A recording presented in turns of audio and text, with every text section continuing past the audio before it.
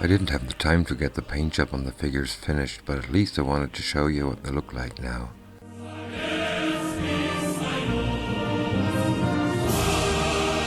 The ruins layout was calling for a new figure. I changed the right arm and the hand's position.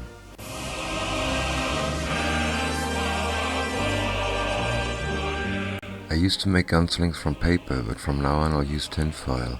It looks more realistic and is much easier to shape.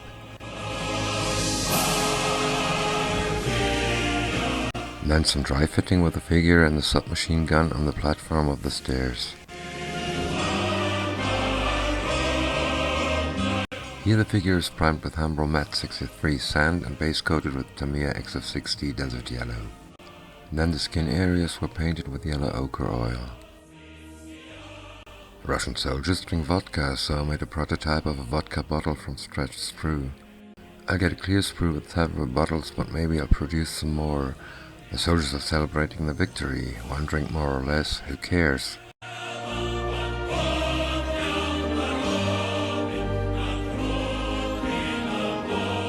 When I searched my hobby room for stuff I could use for building the factory ruin, I stumbled across a lot of packaging ribbon. It looks very much like steel plates used for stairs. It was clear, I had to build stairs, and since I wanted them to be visible at first sight, they had to be attached to the brick wall. Some measuring and guessing was necessary to make up my mind on what the stairs should look like.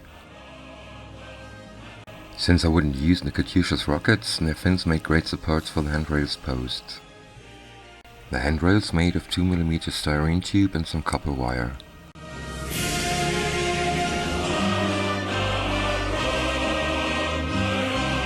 I added some fortification or connecting plates to the stairs to make them look more realistic.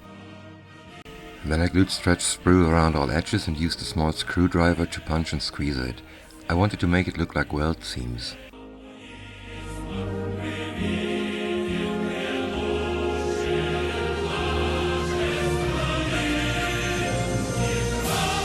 The stairs were primed with medium grey enamel.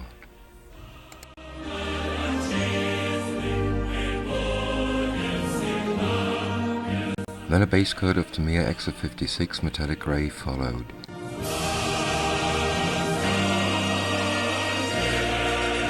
I sealed everything with semi-gloss clear acrylic paint. After it was dry, I applied a wash of burnt umber oil and mineral spirit. Then I dry brushed the stairs with Revell Enamel 99 and Tamiya XF10 flat brown. Last step was applying rust streaks with burnt sienna oil.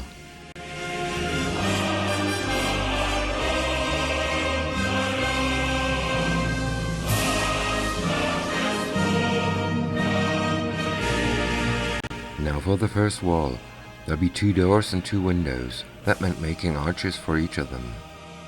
Again I used cardboard for the bricks. I scaled down the German standard size for bricks and started drawing lines. Later the cardboard will be attached to styrofoam with double-sided tape. A picture of the real thing.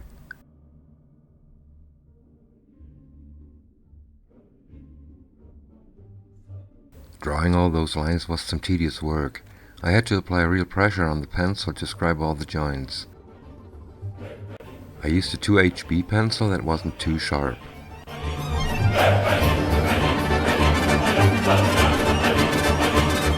Here you get an impression of what wall and stairs will look like once they're mounted together.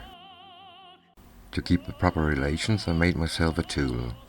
This way I was able to measure it twice for the entire wall instead of doing it over and over again. Drawing, scribing, cutting, folding.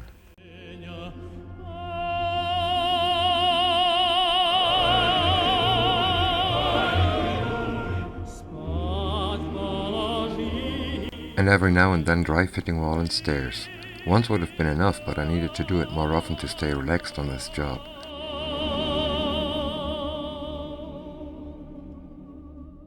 Here the cardboard is already attached to the styrofoam. Now the stairs didn't need support anymore. I measured precisely, which doesn't happen too often, but here it was very important.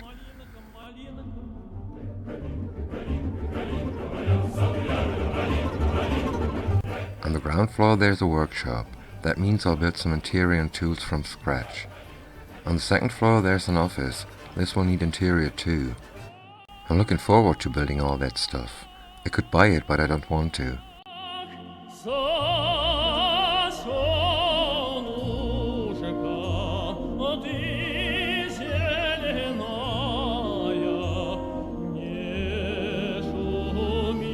The brick section of the second wall is almost finished.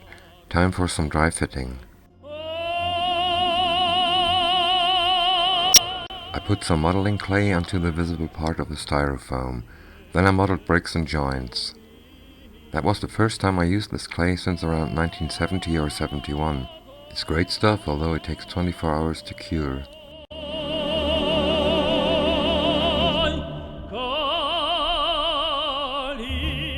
I found a lot of useful pictures on the internet. Russian and German propaganda posters, all kinds of maps, pictures, newspapers, and even a carpet. All I had to do was some downscaling and printing. I'm not sure about the size of the wallpaper pattern, but I can still change it.